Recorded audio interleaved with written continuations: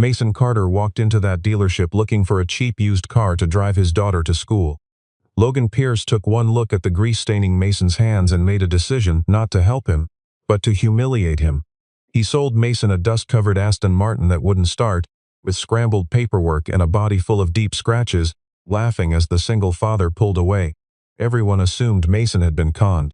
But, on the 14th night, when Mason discovered a hidden marking beneath the dashboard, everything reversed. That car was not junk. It was a $10 million legend. Stay with this story all the way to the end, because the secret buried inside that Aston Martin was about to make Logan Pierce pay the highest price of his life.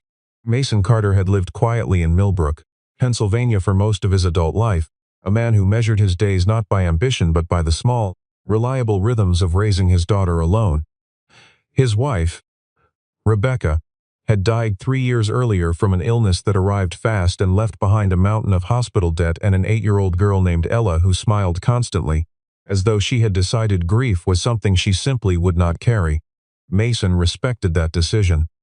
He tried to honor it every morning when he packed her lunch, braided her hair, and drove her to school in the rattling old sedan that had, for 3 years, been both transportation and testimony, proof that a man with calluses and debts could still hold a life together. He had once been a skilled automotive mechanic at Dawson Brothers Repair, the kind of technician who could diagnose an engine by sound alone, who understood the relationship between metal and friction the way a musician understands pitch. A workplace accident had clipped his left hand badly enough to slow him down. Not enough to stop him, but the injury changed the math.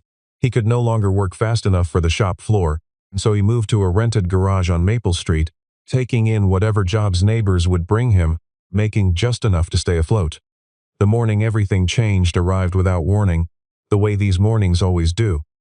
Mason had started the sedan, backed out of the narrow driveway, and felt the engine choke and die at the corner of Millbrook Avenue and 4th Street, directly in front of the elementary school, 7 minutes before Ella's spring performance was scheduled to begin.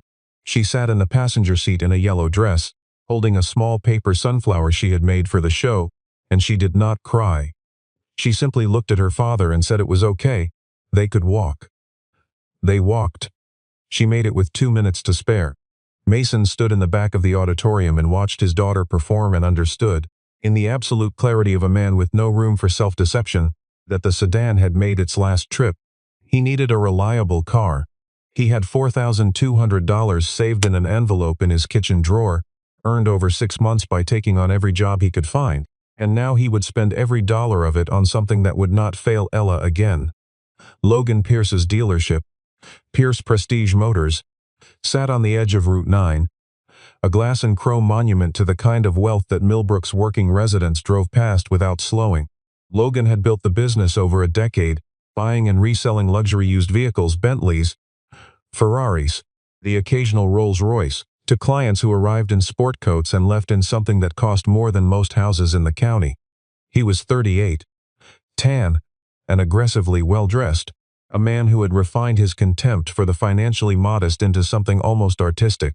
When Mason Carter walked through the front door that afternoon in his canvas work jacket, oil stains on his forearm and a quiet politeness in his posture, Logan did not see a customer. He saw an inconvenience. The showroom staff recognized the look on their boss's face and found reasons to look elsewhere, and Logan greeted Mason with the particular smile of a man who has already decided the conversation will be brief. Mason explained himself clearly. He needed a dependable used car. Nothing fancy. A budget of around $4,000. He told Logan he had his tools in the truck and could assess mechanical condition himself. Logan's expression did not change, but something behind it shifted: amusement. Specifically the variety that arrives when a person believes they are about to enjoy themselves at someone else's expense. He told Mason that $4,000 would not purchase anything in the showroom. What it might buy, he said, was whatever happened to be sitting in the back lot. He led Mason through a side door and out into the gravel yard behind the building, where vehicles that had exhausted their commercial potential were parked in uneven rows beneath the open sky, and at the far end of that row, covered in a canvas tarp filmed with months of grime, sat a low silhouette that did not belong among the others. Logan yanked the tarp free with something close to theatrical contempt, and there it was, a two-door Grand Tourer from the 1960s, long and angular and silver beneath the dust, with the winged badge of Aston Martin on its nose and the posture of a car that had once been magnificent. The windshield was cracked, the body carried scratches that ran the full length of both doors, one rear quarter panel had been pushed inward by an old collision, and the interior was stripped in places and stained in others. Logan crossed his arms and called it the four-wheeled corpse. He said Mason could take the problem off the lot for $3,800, and he said it the way a man delivers a punchline. Mason did not laugh. He stood with his hands in his pockets and studied the car with the professional patience of 20 years spent reading machines. Something in the proportions felt unusual. Something in the wheel arches looked handmade. He might have walked away. He was still deliberating when Ella, who had been waiting by the gate, came forward with that unstoppable curiosity of hers and pressed her small palm flat against the Aston Martin's hood. She smiled the way she always smiled with everything. She looked up at her father and said she thought it was the most beautiful car she had ever seen. Mason looked at his daughter's hand on that dusty silver hood. Then he reached into his jacket and pulled out the envelope. The trip home took 40 minutes, Mason's pickup pulling the Aston Martin on a rented flatbed, Ella riding beside him, and by the time they turned onto Maple Street, the neighbors had already begun to gather opinions. Mrs. Kowalski from number 12 stood on her porch with a cup of coffee and said nothing, which for her was its own kind of commentary. The two brothers who rented the house across the street exchanged a look that Mason recognized without needing to interpret, the look people give a man who has made what they consider an obvious mistake. The garage door rolled shut behind the Aston Martin and Mason stood alone with the car for a long moment, his hand on the hood in roughly the same place Ella's had been, and then he picked up his flashlight and got to work. He did not sleep that night. He started at the front and worked backward, and everything he found confirmed and deepened his unease. The engine, a straight six with a displacement that did not match any standard catalog specification he had memorized, refused to respond. The battery was dead, the fuel lines were dry, and the ignition system had been partially disassembled, not with the careless randomness of vandalism, but with the deliberate precision of someone who did not want the vehicle to operate. The wiring harness beneath the dashboard had been cut in several places, surgically, methodically, and Mason filed that observation carefully and kept moving. The brake lines were intact. The frame showed no structural damage beyond what the bodywork suggested. The suspension components were original and in remarkable condition, as though the car had been carefully maintained in everything that kept it alive beneath the surface and only made helpless at the level of function, which was a very specific kind of deception. What stopped him, an hour before dawn, was the underside of the hood. He was lying on a creeper with a work light, examining the engine bay, when the beam caught three things in sequence: a bolt pattern that was not factory standard, a bracket welded by hand in a way he had never seen in production vehicles, and a chassis rail with a reinforcement that ran along its full length, also hand-fabricated, in an alloy that looked different from the surrounding metal. He pushed himself out from under the car and sat on the concrete floor and thought about what those three things meant together. They meant someone had built parts of this car by hand, not modified it after the fact, built it, in the original construction, by someone who was solving problems that the production line had not yet solved. He called Logan's dealership at 9 the next morning and asked for the complete documentation, title history, import records, prior registrations. Logan answered personally, and his tone made clear that a night's sleep had done nothing to soften his contempt. He told Mason that the sale contract had been signed as is and that Mason had assumed full responsibility for the vehicle's condition at the point of purchase. Mason asked again, politely, about the paperwork. Logan told him to have a nice day and hung up.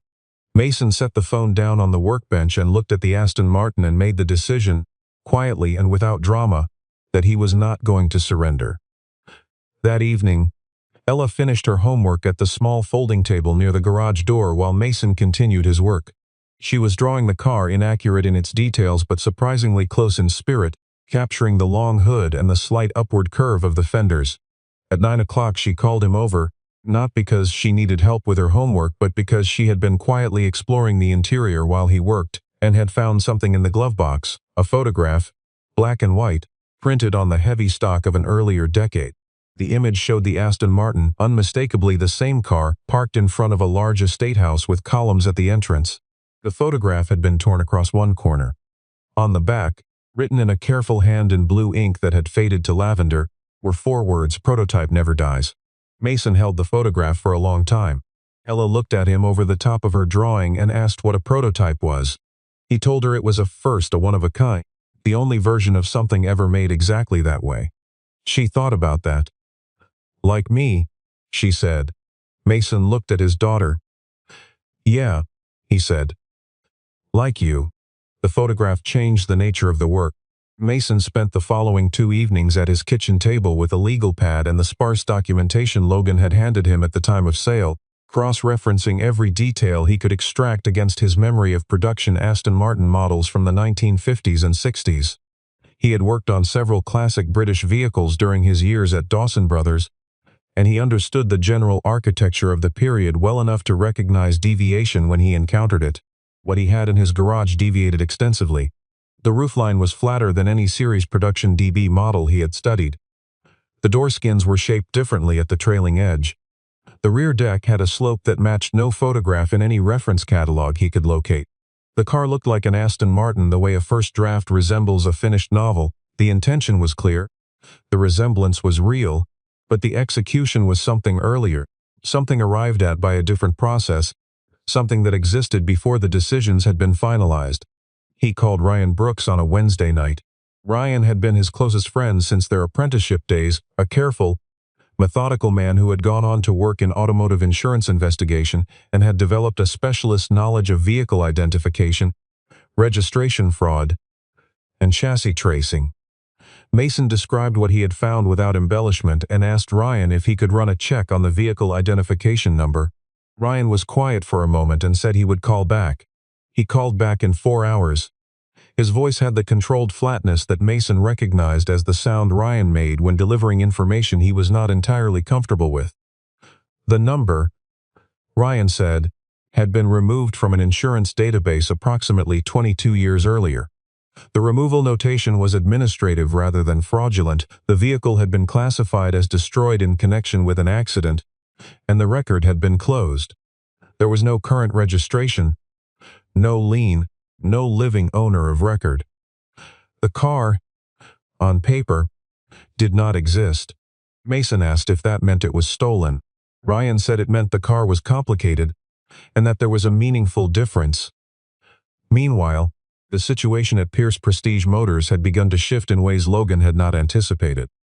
One of his former detailers, a young man named Craig who had worked at the dealership for 2 years before being let go over a payroll dispute, made contact with Mason through a mutual acquaintance and told him what he knew about the car's origins. The Aston Martin had arrived at the dealership 14 months earlier as part of a bulk purchase from a probate liquidation, the estate of a collector who had died without close family, whose assets had been sold off in quantity by an administrator who charged a flat fee and moved fast. Logan had bought 6 vehicles in that transaction, cataloged 5 of them, and sold 4 within 3 months. The Aston Martin had not been cataloged. Logan had taken one look at it, decided it was not worth the effort of investigation, and had it shoved to the back of the lot under a tarp. He had never run the vehicle identification number. He had never consulted a specialist. He had operated on assumption, the assumption that a dirty, non-running old British car was worth nothing, and that assumption had blinded him to everything beneath the grime. Mason was working along the passenger side frame rail late on a Thursday evening, cleaning oxidation from the metal with a wire brush, when the work light caught a marking in the steel that stopped him entirely. It was not a number and not a serial code but 2 initials and a hyphenated designation, stamped directly into the chassis rail in letters approximately a 1/4 inch high. M. P7. He lay still on the creeper and looked at it for a full minute without moving. Then he took 3 photographs with his phone and called Ryan.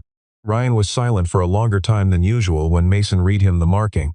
Then he said, carefully, that P-Series designations in Aston Martin internal documentation from the 1960s referred to prototype builds, experimental vehicles constructed outside the standard production process, often built in single units to test engineering decisions before committing them to series manufacture. He said Mason should stop working on the car immediately. He said that if P7 meant what he suspected it meant, Mason needed someone who had spent their career thinking about exactly this kind of vehicle, and he needed them before he turned another bolt. Charlotte Hayes had built her reputation over 18 years as one of the most meticulous authentication specialists in the North American classic car market. Based in a narrow townhouse office in Midtown Manhattan, she had authenticated, valued, and brokered the sale of more than 200 significant vehicles, pre-war Bugattis, post-war Ferraris, coach-built Rolls-Royces, and had developed a particular expertise in British sports cars of the 1950s and 60s, the period that automotive historians generally agreed had produced the most consequential road machines ever built. Her assessments were trusted by auction houses, estate lawyers, insurance underwriters, and collectors on 3 continents. She was also, by her own description, deeply skeptical of unsolicited calls from unknown people claiming to own something remarkable, because in her experience those calls arrived most often from people whose imaginations had outpaced the actual evidence. Mason called her on a Friday morning.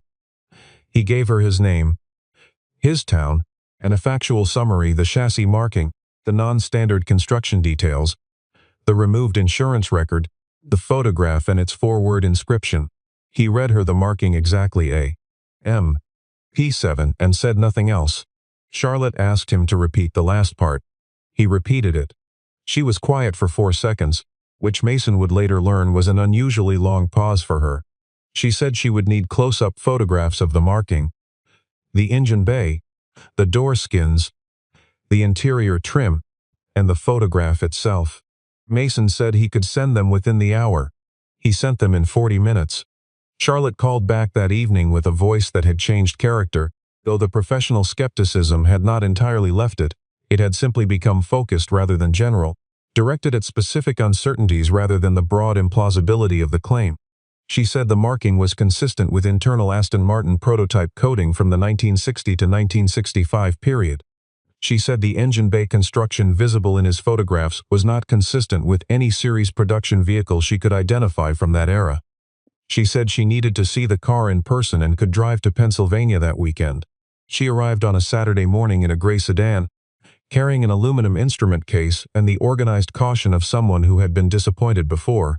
She spent 4 hours with the Aston Martin, working in near silence, making notes in a small leather-bound book, removing panels, examining seams, taking material samples from the door skins, studying the engine block with a magnifying loupe worn on a strap around her neck. Mason stayed nearby without interrupting. Ella, reading on a stool in the corner, seemed to understand instinctively that this was time that required patience. When Charlotte finally stood up and faced Mason, the caution in her expression had not disappeared, but beneath it was something she had clearly been working to contain: the controlled excitement of a specialist who has spent a career waiting to encounter one particular thing and has unexpectedly found it on a Saturday in rural Pennsylvania. She told Mason what she had found. The body panels were hand-formed aluminum alloy, not pressed steel. The interior stitching patterns along the seat facings followed an experimental layout documented in a single internal Aston Martin report from 1962. The engine block carried a partial casting mark that corresponded to a prototype specification the company had officially recorded as never leaving the factory floor, and the alloy used in the custom brackets Mason had noticed beneath the hood matched, in its surface texture and working characteristics, materials used exclusively in the Newport Pagnell experimental workshop during a specific 18-month window of that period. Charlotte told Mason that if the provenance could be established through documentary evidence sufficient to satisfy the authentication standards of the major auction houses, then what was sitting in his rented garage was almost certainly a unique prototype built for private use to an American recipient in the early 1960s, a car the company's own records described as having been destroyed, whose survival would be considered one of the most significant automotive discoveries of the past several decades. She paused. She said the value, to the right collector, would be considerable. Mason asked her to define considerable. She said well above $1 million. Mason sat down on the garage floor. The news moved faster than Mason expected. He had not spoken to anyone outside of Ryan and Charlotte, but in a town the size of Millbrook, a specialist from Manhattan arriving on a Saturday with an instrument case generates questions that generate conversations that generate rumors, and within 72 hours the general shape of the story had circulated through enough people to reach, eventually, Logan Pierce. Logan arrived at the garage on a Tuesday afternoon without calling ahead. Mason was working on the intake manifold when he heard a car stop outside and then heard the particular cadence of Logan's voice speaking on a phone just before the garage door rolled open. Logan was dressed as he always was, pressed shirt, leather-soled shoes, the watch that cost more than Mason's truck, and he entered the space with the proprietary ease of a man who has decided the surroundings belong to him by default. He looked at the Aston Martin, then at Mason, and he smiled. He said there had been an administrative error in the sales documentation and that the dealership would need to reverse the transaction. He said he was prepared to refund Mason the full purchase price immediately, in cash, and that the matter could be settled simply and quietly. Mason set down the manifold, wiped his hands on a rag, and said he was not interested in reversing the transaction. Logan's smile did not disappear, it changed. He explained, with the tone of a man doing a favor, that the documentation for the vehicle's original acquisition had been filed incorrectly, that a vehicle with disputed provenance could not legally be sold without disclosure, and that Mason's continued possession of a car whose title chain was irregular might constitute a legal problem Mason was not equipped to navigate. He said Mason could return the car, take the refund, and avoid a great deal of complexity. Mason listened to all of it and said he would need to consult with his attorney. Logan's expression shifted once more. Losing the last trace of the smile, he leaned against the doorframe and said, more quietly, that Mason needed to think carefully about the difference between what he could afford to fight and what he could not. He said a legal dispute over a vehicle's title chain could take years and cost far more than a man in Mason's position could reasonably sustain. He said it plainly, without raising his voice, which was, Mason understood, the most threatening way possible to say it. Ella was sitting at her homework table 7 feet away, and she did not look up from her paper, but the set of her small shoulders changed, went still, in the way children go still when they are listening harder than the adults around them realize. After Logan left, Mason called Charlotte. She drove back from New York the following day with a folder of documents, the original sales contract from Logan's dealership, which she had obtained through a title records request, along with 2 prior transaction records traced through the probate liquidation. She sat at Mason's kitchen table and went through the contract line by line. What she found was that Logan, in his contempt for the transaction at the time of sale, had executed the paperwork with a thoroughness that now worked entirely against him.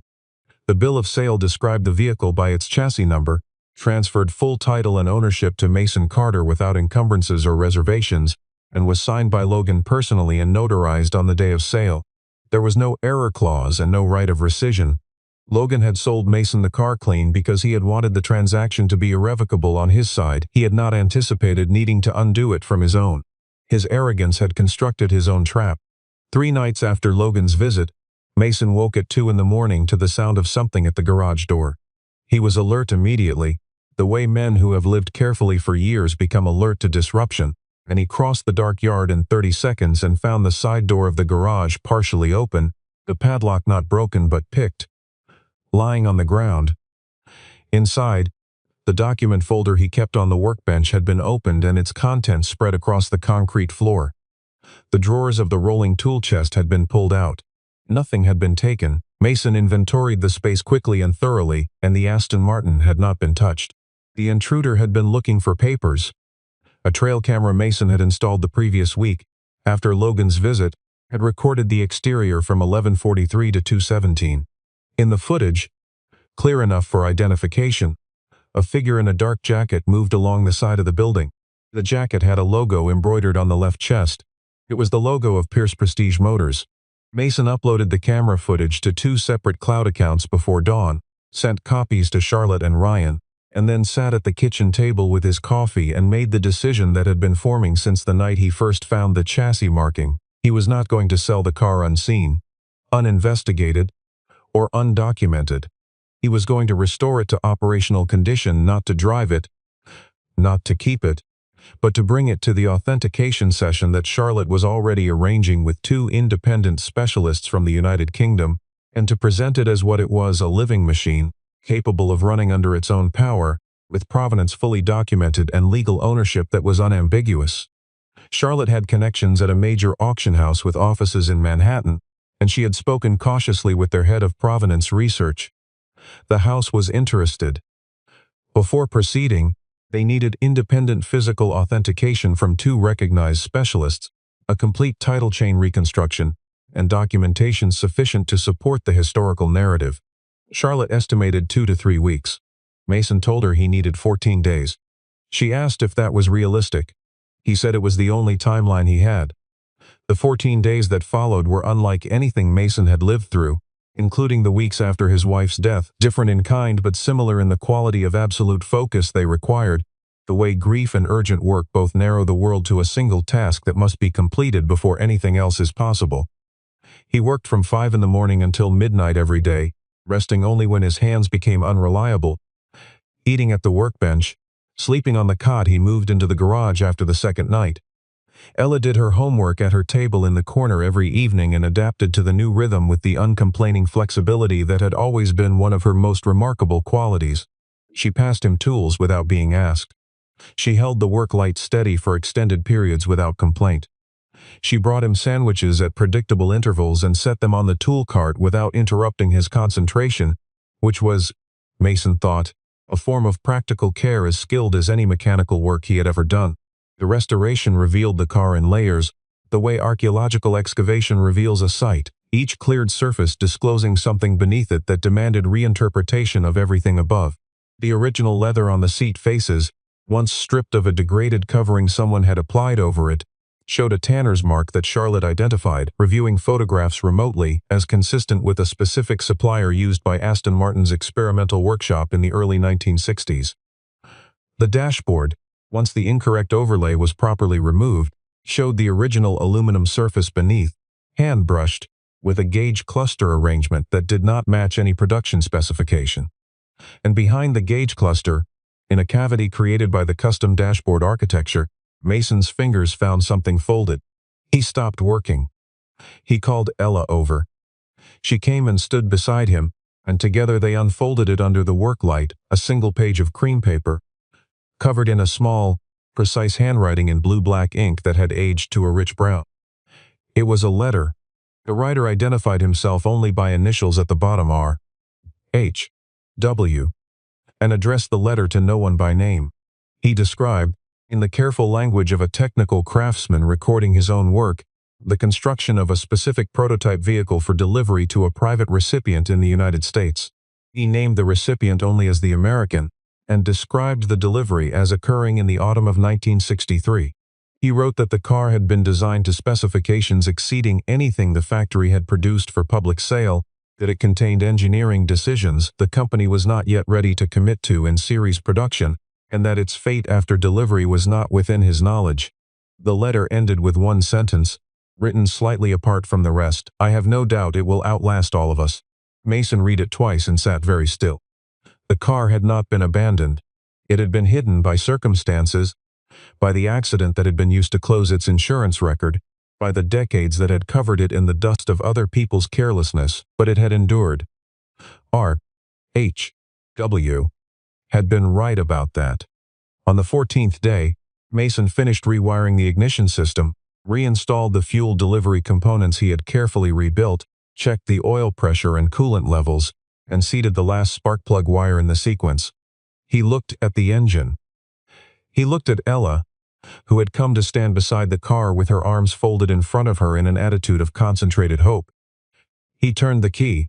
The straight-six engine turned over twice, hesitated for a fraction of a second in which the entire garage seemed to hold its breath, and then fired, a sound like a chord struck on some instrument designed for rooms much larger than this one, deep and purposeful and absolutely alive.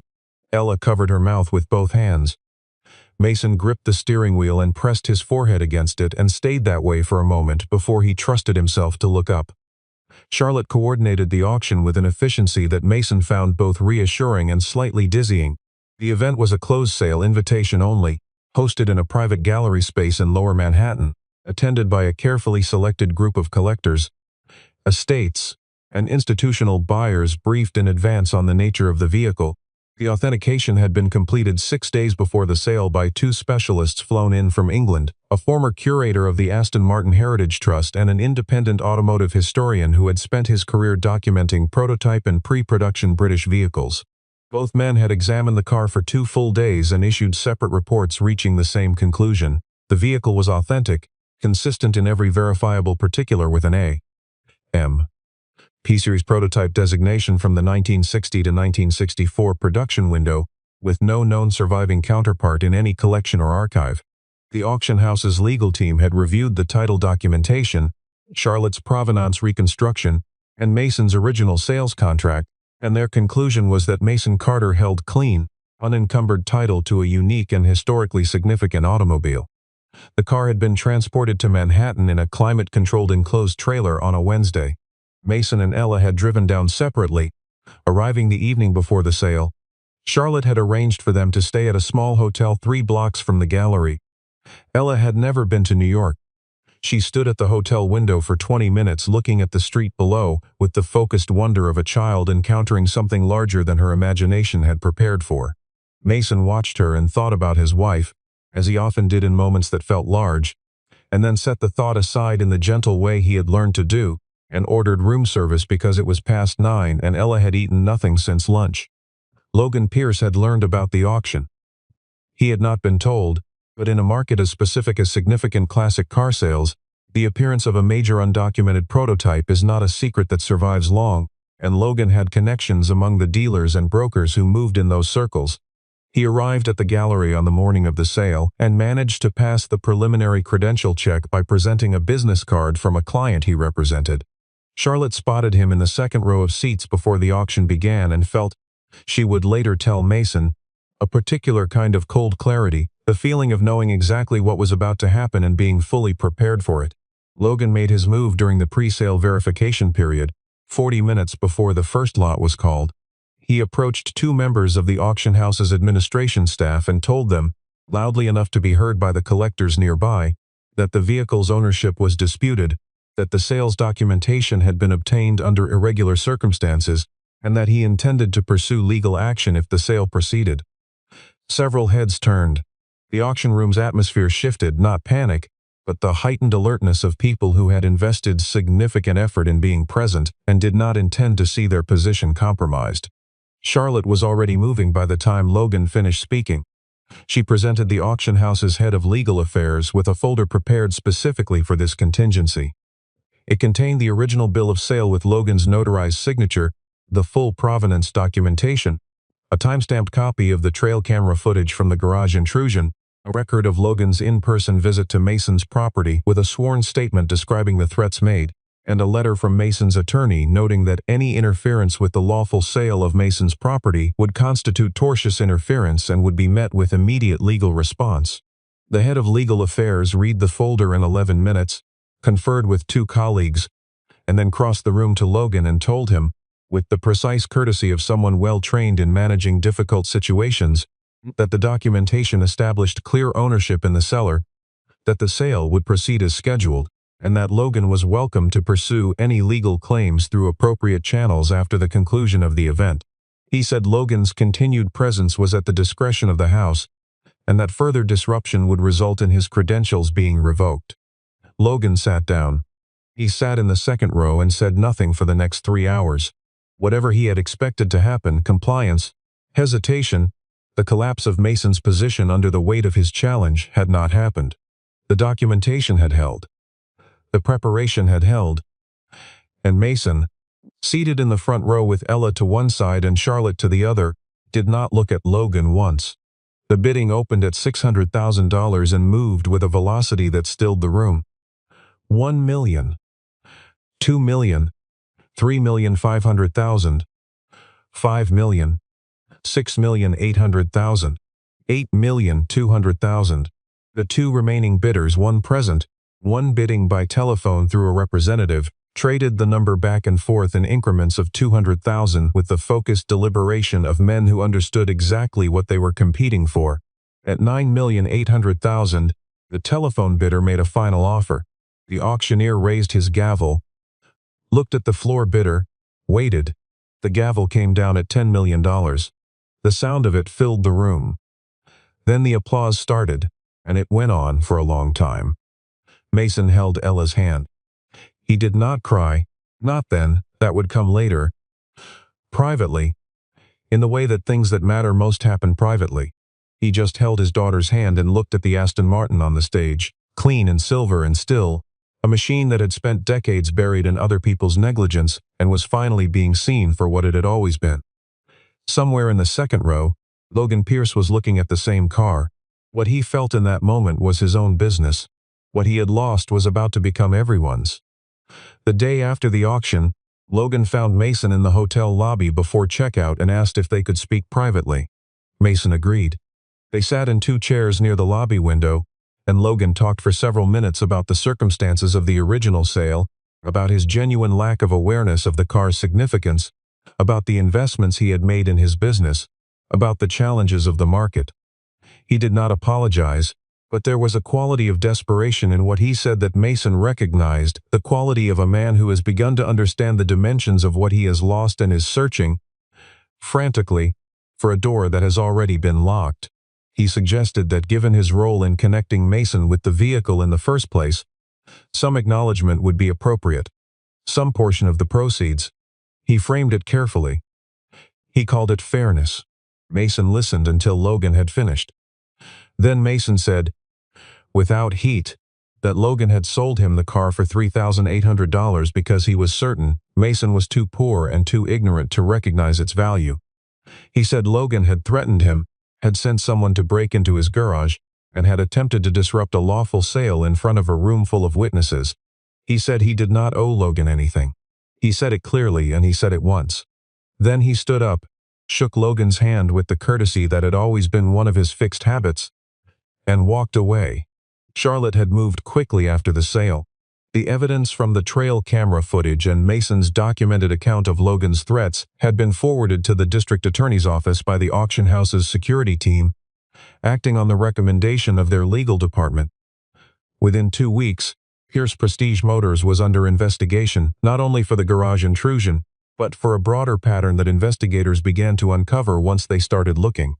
Title documentation that had been altered on several vehicles, buyers who had signed contracts with terms they had never been given time to read, and at least one acquisition from a probate estate whose administrator later told investigators he had not understood what he was signing. The complaints that had existed for years among Logan's former customers, complaints that had never gained traction individually, began to accumulate into something coherent and documented and legally actionable. Logan's dealer license was suspended pending the investigation. The showroom closed. The glass and chrome building on Route 9 acquired the particular stillness of a place that has been emptied of purpose. Logan retained counsel and prepared for what his attorney described as a prolonged and difficult process.